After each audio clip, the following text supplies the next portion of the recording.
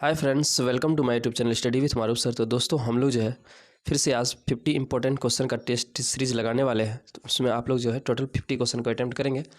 यदि आप चैनल पर नए हैं तो चैनल को सब्सक्राइब कर लें। और अगर आप किसी भी एग्ज़ाम का तैयारी करते हैं, कोई भी स्टेट पीसीएस हो या कोई भी एसएससी, रेलवे, बैंक, किसी भी चीज़ का आप तैयारी करते हैं, उन सभी एग्ज़ामों में आपके लिए ये इंपॉर्टेंट साबित होने वाला है।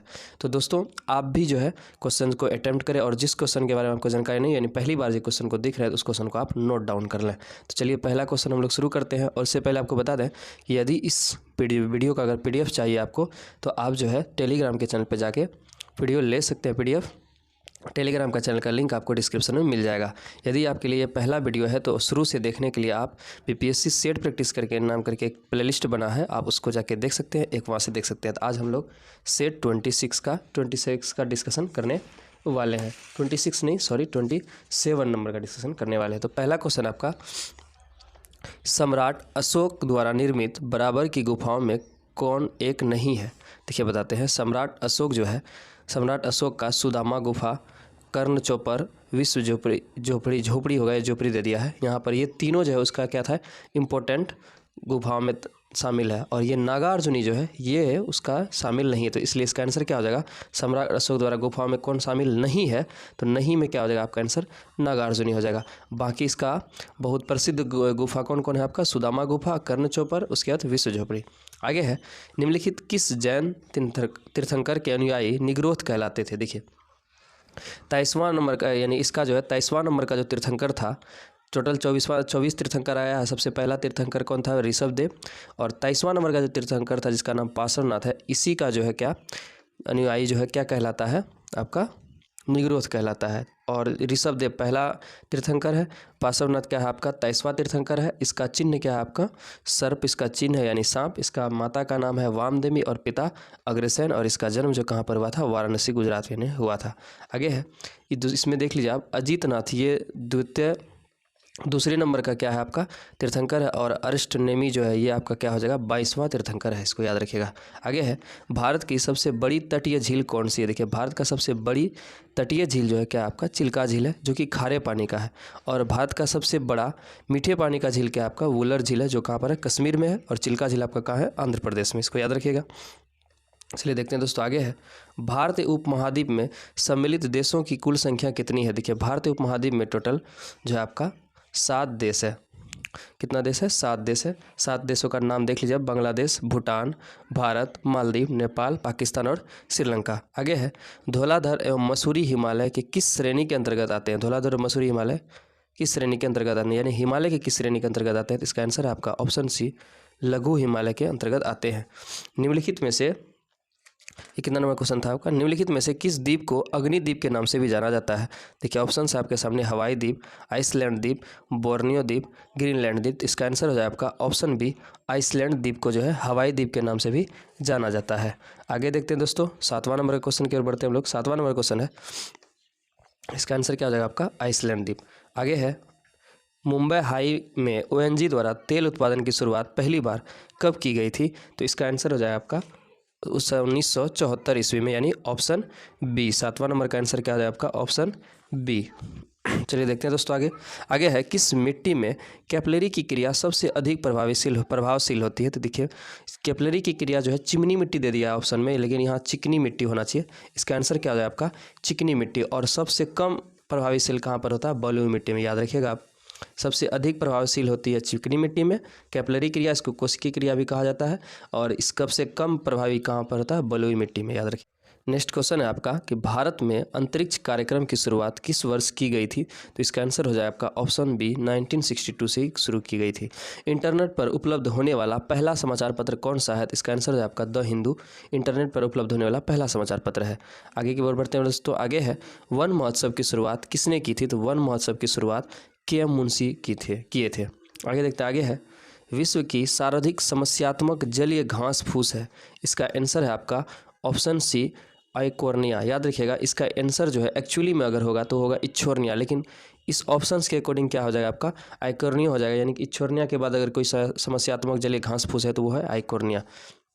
आगे है, निम्न में से कौन सा निवेश बाजार से संबंधित नहीं है? तो इसका आंसर है आपका ऑप्शन डी, पूंजी देनदारी प्रबंधन निवेश बाजार से संबंधित नहीं है। आगे है, जीएसटी परिषद के अध्यक्ष निम्न में से कौन होते हैं? तो जीएसटी परिषद के अध्यक्ष कौन होता है?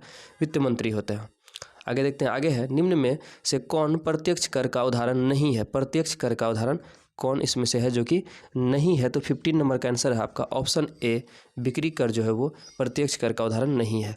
निम्न अर्थशास्त्रियों ने में किसने कहा था अर्थशास्त्र आदर्श विज्ञान है? ये किसका कथन है? तो मार्शल का है, ऑप्शन बी हो जाएगा इसका आंसर। भारतीय संविधान के किस अनुच्छेद के अंतर्गत नियंत्रक एवं महालेखा परीक्षक की नियुक्ति होती है? तो इसका आंसर है आपका ऑप्शन बी, अनुच्छेद 148 के तहत नियंत्रक एवं महालेखा परीक्षक की नियुक्ति होती है। आगे है, किस संविधान संशोधन द्वारा भूतपूर्व पुर्तगाली अंतः क्षेत्र को भारत में शामिल कर केंद्र शासित प्रदेश का दर्जा दिया गया? इसका आंसर हो जाए आपका 10वां संविधान संशोधन। इसका सी और डी दोनों में 10वां संविधान संशोधन दे दिया है, इसलिए इसका आंसर ही होगा क्या? 10वां संविधान संशोधन। और किसको मिलाया गया था? तो पुर्तगाली से लेके गोवा को मिलाया गया था। 10वां संविधान संशोधन द्वारा पुर्तगाली से गोवा को लेके गोवा को केंद्र शासित प्रदेश बनाया गया। आगे देखते हैं दोस्तों, आगे है, डॉक्टर राजेंद्र प्रसाद संविधान सभा में निम्न में से किस समिति के अध्यक्ष नहीं थे? इसमें देखिए, प्रक्रिया नियमन समिति, संचालन समिति, वित्त एवं कर्मचारी समिति, इन तीनों का समिति थे, लेकिन अल्पसंख्यक समिति के अध्यक्ष वो नहीं थे। अल्पसंख्यक समिति के अध्यक्ष कौन थे? सरदार वल्लभ भाई पटेल थे। आगे देखते हैं, तो आगे है, ब्रिटिश भारत में कानून निर्माण प्रक्रिया में भारतीय प्रतिनिधियों को शामिल करने की शुरुआत किस अधिनियम द्वारा किया गया? तो भारत परिषद अधिनियम 1861 ईस्वी से किया गया, याद रखिएगा। आगे है, निम्नलिखित में से किस अनुच्छेद के अंतर्गत राज्यों में पंचायतों का चुनाव कराया जाता है? ये इंपॉर्टेंट क्वेश्चन है। राज्यों में पंचायतों का चुनाव जो है अनुच्छेद 243 के तहत कराया जाता है। भारत में संविधान सभा के गठन का विचार सर्वप्रथम किसने रखा था, यानी किसने बोला था कि संविधान बनाने से पहले संविधान सभा का गठन करना चाहिए? तो एम.एन. राय ने बोला था, याद रखिएगा। आगे है, आगे देखते तो आगे है, अवशिष्ट शक्तियों का केंद्र में निहित होने का सिद्धांत भारतीय संविधान में किस देश से लिया गया? देखिए, भारतीय संविधान में बहुत ऐसा चीज़ है जो कि विदेशी स्रोत से लिया गया है। तो अवशिष्ट सूची जो है, यानी अवशिष्ट शक्तियों का जो केंद्र में निहित होने का सिद्धांत है, वो किससे लिया गया था? कनाडा से। कनाडा से राज्यपाल का भी पद लिया गया है और अवशिष्ट सूची का भी। चंद्रगुप्त के शत्रुओं के विरुद्ध चाणक्य ने जो चालें चली, उनकी विस्तृत कथा निम्न में से किसमें मिलती है? इसका आंसर हो जाएगा आपका मुद्रा राक्षस, ऑप्शन डी में मिलती है। डी हो जाएगा इसका आंसर, ऑप्शन डी, मुद्रा राक्षस में मिलती है। हड़प्पा लिपि में बड़े आकार के 10 चिन्हों वाला एक शिलालेख कहाँ से प्राप्त हुआ है? तो इसका आंसर हो जाएगा आपका 25 नंबर का ऑप्शन बी, धोलावीरा से, याद रखिएगा। लोथल यानी गुजरात, लोथल जो कहाँ पर है? गुजरात में था। इस यहाँ पर क्या था आपका? बहुत बड़ा बंदरगाह था, याद रखिएगा। उसके बाद राखीगढ़ी हरियाणा में, और बनवाली से टेढ़े मेढ़े रोड का साक्ष्य मिला है। आगे देखते हैं दोस्तों, आगे है, समुद्रगुप्त के प्रयाग प्रशस्ति वाले स्तंभ में निम्नलिखित में से किसका लेख मिलता है? इसका आंसर है आपका ऑप्शन बी, जहांगीर का लेख मिलता है समुद्रगुप्त के प्रयाग प्रशस्ति अभिलेख से। 26 नंबर का आंसर है आपका ऑप्शन बी। आगे है, खजुराहो मंदिर का संबंध निम्न में से किस धर्म से है? तो खजुराहो मंदिर का जो संबंध है आपका, इसको याद रखिएगा, बहुत इंपॉर्टेंट क्वेश्चन है, पेचीदा है। मंदिर का संबंध तो हिंदू धर्म से होता है, लेकिन इस मंदिर का संबंध हिंदू तथा जैन धर्म दोनों से है, इसलिए इसका आंसर क्या हो जाएगा आपका ऑप्शन डी, बी तथा सी। द्वितीय संगम का आयोजन निम्नलिखित में से कहाँ किया गया था? देखिए, टोटल संगम हुआ था, 3 संगम हुआ था, तो इसमें दूसरा संगम के बारे में पूछा जाता है। संगम काल जो हुआ था, संगम जो हुआ था, पहला संगम उत्तरी मदुरै में हुआ था, दूसरा संगम कहाँ पर हुआ था? कपाटपुरम में, तीसरा क्या हुआ? दक्षिणी मदुरै में। तो याद रखिएगा कि सबसे पहले कहाँ हुआ था? मदुरै में, यानी पहला अगर पूछेगा तो क्या होता? मदुरै, और दूसरा पूछा तो क्या है इसका आंसर? कपाटपुरम में, याद रखिएगा दोस्तों। आगे है, गुलरुखी शीर्षक से पारसी कविताएं लिखने वाला सुल्तान कौन था? तो 29 नंबर का आंसर है आपका ऑप्शन ए, सिकंदर लोदी, याद रखिएगा। निम्न में से किसने अंग्रेजी स्वर्ण मुद्रा को भारत का कानूनी मुद्रा घोषित किया था? इसका आंसर है आपका ऑप्शन डी, लॉर्ड कर्जन ने अंग्रेजी स्वर्ण मुद्रा को भारत का कानूनी मुद्रा घोषित कर दिया था। आगे देखते हैं दोस्तों, आगे है, व्यापार संबंधी बौद्धिक संपत्ति अधिकारों के निम्न विषय हैं। व्यापार संबंधी बौद्धिक संपत्ति के अधिकार के निम्न विषय हैं। पहला है व्यापार मार्का, औद्योगिक परिरूप, भौगोलिक संकेत, श्रमिक मानक। इसमें से कौन कौन है जो व्यापार से बौद्धिक संपत्ति के अधिकारों में आते हैं?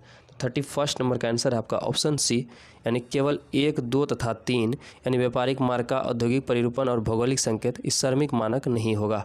आगे देखते हैं दोस्तों, आगे है सूची 1 को सूची 2 से सुमेलित कीजिए। एक तरफ विद्रोह है और कहाँ पर हुआ है, जगह के बारे में बताना। प्रभावित क्षेत्र फकीर विद्रोह कहाँ पर हुआ था, बंगाल में, एक का तो 1 हो जाएगा। कुका विद्रोह कहाँ हुआ था, कुका पंजाब में हुआ था। मोपला केरल में हुआ था। और खांसी विद्रोह कहाँ हुआ था, असम में। ऐसा आंसर कहाँ आपका, जिसमें क्या हो, ए का 1 हो और बी का क्या हो 3 हो, A1 B3 और सी का क्या है 2 है और D 4, यानी इसका आंसर है आपका ऑप्शन सी से देख लिया, आप मैच कर सकते हैं। आगे देखते हैं दोस्तों, आगे है इसमें से एक क्वेश्चन का आहे बगाहे कभी पूछ लेता है, कुका विद्रोह कहाँ पर हुआ था या मोपला कहाँ पर हुआ था। इसमें 4 दिया है, ये चारों याद रखिएगा और कभी कभी मिलान करने के लिए भी आ जाता है। आगे है वीमेंस इंडिया एसोसिएशन के संस्थापक कौन थे, तो लेडी सदाशिव अय्यर जो है वीमेंस इंडिया एसोसिएशन के संस्थापक थे। निम्नलिखित में से कौन सा एल्युमिनियम का अयस्क है, एल्युमिनियम का अयस्क इसमें से कौन है, कोरंडम जो है इसमें एल्युमिनियम का अयस्क है। 34 नंबर का ऑप्शन ए हो जाएगा। पुराने तैल चित्रों के रंगों का फिर से उभारने के लिए किसका प्रयोग किया जाता है, तो 35 नंबर का आंसर है आपका ऑप्शन बी, हाइड्रोजन परऑक्साइड का प्रयोग किया जाता है। आगे है आवर्त सारणी में किस ब्लॉक के सभी तत्व धातुएं हैं, तो आवर्त सारणी के एफ ब्लॉक के सभी तत्व जो क्या है आपका धातु है। तो 36 नंबर का आंसर है आपका ऑप्शन डी। आगे है निम्नलिखित में से किस रूप में विदेशी मुद्रा का प्रवाह भारतीय संदर्भ में अधिक उड़नशील कहा जाता है। इसका आंसर हो जाएगा आपका ऑप्शन है सामने, निर्यात आय, अनिवासी भारतीय जमा, विदेशी पोर्टफोलियो निवेश। इसका आंसर है आपका ऑप्शन डी, बी तथा सी, यानी अनिवासी भारतीय जमा और विदेशी पोर्टफोलियो का निवेश। 37 नंबर का आंसर क्या होगा आपका ऑप्शन डी। 38 की ओर बढ़ते हैं। एक लेंस में +2 डायोप्टर की शक्ति है, लेंस का किस प्रकृति और इसकी फोकस लंबाई क्या होगी, यानी फोकल लंबाई क्या होगी। तो देखिए याद रखिएगा कि लेंस की क्षमता डी बराबर जो क्या होता है, और डी बराबर क्या होता है 1/f। तो यहाँ डी का वैल्यू दिया हुआ है, हम लोग को एफ निकालना है। तो जब निकालने के लिए जाइएगा तो क्या आएगा 0.05 आएगा। और क्या है उत्तल लेंस है, इसीलिए हमेशा क्या होगा पॉजिटिव होगा, इसलिए इसका आंसर क्या है आपका ऑप्शन ए, उत्तल लेंस होगा। और उत्तल लेंस में भी इसका फोकल लंबाई कितना हो जाएगा 0.5 मीटर होगा। डी का वैल्यू दिया हुआ, एफ का वैल्यू आपको निकालना। आगे है दबाव बढ़ने से बर्फ़ के गलनांक पर क्या प्रभाव पड़ता है, तो दबाव बढ़ने से बर्फ़ का जो गलनांक है वो क्या होता है घट जाता है। आगे देखते हैं दोस्तों, आगे है पायरोमीटर का प्रयोग निम्नलिखित में से किसके मापने में किया जाता है। पायरोमीटर का प्रयोग जो है उच्च तापमान का मापने में किया जाता है। उत्पादक कीमत सूचकांक मापता है, तो 41 नंबर का आंसर है आपका ऑप्शन ए, उत्पादित वस्तुओं और सेवाओं की कीमत की औसत परिवर्तन को मापता है। कौन, उत्पादक कीमत सूचकांक, याद रखिएगा। आगे है नाभिक के अलावा कोशिका को किस कोशिकांग में डीएनए होता है, यानी कि नाभिक, एक तो नाभिक में डीएनए पाया जाता है और नाभिक के अलावा और कोशिका के कौन सा भाग में डीएनए पाया जाता है, तो माइटोकॉन्ड्रिया में डीएनए पाया जाता है नाभिक के अलावा। लाल रक्त कोशिकाओं की औसत आयु कितनी होती है, 120 दिन होता है आरबीसी का, याद रखिएगा। निम्नलिखित में कौन एक लिंगी है, इसमें से कौन है जो कि एक लिंगी है, इसका आंसर है आपका एस्केरिस जो है क्या है एक लिंगी है, यानी 44 का आंसर है ऑप्शन डी। इस सूची 1 को सूची 2 से सम्मिलित कीजिए। एक तरफ एंजाइम है, दूसरी तरफ दिया है कि कौन किसको तोड़ता है। तो पहला है लाइपेज, लाइपेज जो है किसको तोड़ता है, वसा को तोड़ता है। तो ए का क्या हो जाएगा 3 हो जाएगा आपका 45 नंबर का। उसके बाद फिर क्या है आपका एमाइलेज, एमाइलेज जो है किसको तोड़ता है, कार्बोहाइड्रेट को तोड़ता है, यानी A3B2। उसके बाद फिर क्या है इरेप्सिन, इरेप्सिन जो क्या करता है वो पॉलीपेप्टाइड के अमीनो अम्ल को तोड़ता है। और ट्रिप्सिन जो है वो प्रोटीन का पाचन करता है, डी का 1। तो ऐसा ऑप्शन आपके सामने कौन है, option B, A3B2 C4 D1। तो 45 नंबर का आंसर हो गया आपका ऑप्शन बी। आगे देखते हैं, आगे है निम्नलिखित में से कौन सा कार्य शरीर में हीमोग्लोबिन का, यानी हीमोग्लोबिन का काम क्या है। हीमोग्लोबिन जो है वो ऑक्सीजन का परिवहन करता है और रक्त को जो है, रक्त का रंग अगर लाल है तो किसके कारण है, हीमोग्लोबिन के कारण ही रक्त का रंग लाल होता है। संयुक्त राष्ट्र और उसका हीमोग्लोबिन का प्रमुख वर्क क्या है, ऑक्सीजन का परिवहन करना। संयुक्त राष्ट्र खाद्य एवं कृषि संगठन FAO का मुख्यालय कहाँ पर है, इसका आंसर आपका ऑप्शन है रोम में है। गोलकुंडा का किला किस राज्य में स्थित है, तो गोलकुंडा का किला जो भी कहाँ है तेलंगाना में स्थित है। आगे देखते हैं, आगे है विशुद्धिमग ग्रंथ किस संप्रदाय से संबंधित है, इसका आंसर है आपका ऑप्शन 20 महायान से संबंधित है। जय संहिता के नाम से विख्यात हुआ कौन, महाभारत। तो हम लोग दोस्तों अभी जो है टोटल 49 नंबर का, सॉरी हीनयान नहीं होगा, महायान नहीं होगा, हीनयान होगा। और इसका जो है जय संहिता के नाम से विख्यात क्या हो जाएगा आपका महाभारत। तो दोस्तों अभी हम लोग जो है टोटल 50 इंपॉर्टेंट क्वेश्चन का डिस्कशन कर लिए हैं। यदि आप चैनल पर नए हैं तो चैनल को सब्सक्राइब कर लें और ऐसे ही क्वेश्चंस को देखने के लिए आप अपने वीडियो को लाइक करें, अपने दोस्तों के साथ शेयर करें। तो चलिए इसमें कुछ फैक्ट्स है, उस फैक्ट्स को भी हम लोग देख लेते हैं। फैक्ट में है कि किसने अपनी राजधानी को ढाका से मुर्शिदाबाद स्थानांतरित किया था? तो मुर्शिद कुली खान ने ऐसा किया था। क्या? ढाका से अपना राजधानी, बंगाल का राजधानी ढाका से कहाँ लेके चले आया था? मुर्शिदाबाद लेके आया था। किसने अपनी राजधानी को मुर्शिदाबाद से मुंगेर, फिर मुर्शिदाबाद से मुंगेर कौन लाया? एक तो ढाका से मुर्शिदाबाद लाया मुर्शिद कुली खां, और मुर्शिद कुली खां यानी मुर्शिदाबाद से मुंगेर स्थानांतरित कौन कर दिया? मीर कासिम कर दिए। याद रखिएगा, मीर कासिम ही जो है वहाँ पर मुंगेर में बम बारूद का कारखाना खोला था, जो कि अभी तक है। किसने बंगाल में इजारेदारी प्रथा की शुरुआत की थी? किसने बंगाल में इजारेदारी का प्रथा शुरुआत की? तो मुर्शिद कुली खां। आगे है, किसके शासनकाल में बंगाल को भारत का स्वर्ग कहा जाता था? अलीवर्दी खां के शासनकाल में। याद रखिएगा, ये बहुत इंपॉर्टेंट क्वेश्चन है। प्रसिद्ध गिरिया का युद्ध कब हुआ था? 1740 ईस्वी में हुआ था। आगे देखते हैं दोस्तों, आगे है, ब्लैक होल ऑफ ट्रेजेडी की घटना हुई थी। तो ब्लैक होल की जो घटना जिसमें 123 लोग लगभग डेथ किए थे, तो वो जो है कब हुआ था? 20 जून 1756 ईस्वी को हुआ था। प्लासी का युद्ध रॉबर्ट क्लाइव और सिराजुद्दौला के मध्य हुआ था, जिसमें रॉबर्ट क्लाइव को जीत मिली थी प्लासी के युद्ध में। 23 जून 1757 ईस्वी में हुआ था प्लासी का युद्ध। आगे है, बक्सर का युद्ध। बक्सर का युद्ध जो है अंग्रेजों एवं मीर कासिम, सिराजुद्दौला, शाह आलम द्वितीय तीनों के मध्य हुआ था। त्रिकुट सेना जो था, ये तीनों को हराया था कौन? अंग्रेज। और अंग्रेजी सेना का नेतृत्व कौन कर रहा था उस तरफ? उस समय हेक्टर मुनरो कर रहा था। और ये कब हुआ था? 22 अक्टूबर 1764 ईस्वी को हुआ था।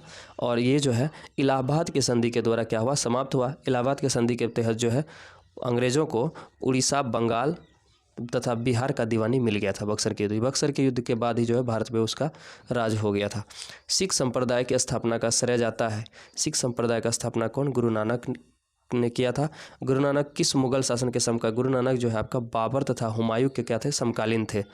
निःशुल्क भोजनालय, लंगर की शुरुआत किसने की थी? गुरु नानक ने ही की थे। गुरुमुखी लिपि का शुभारंभ, यानी कि गुरुमुखी लिपि जो होता है उसका शुभारंभ कौन किया है? गुरु अंगद ने किया है।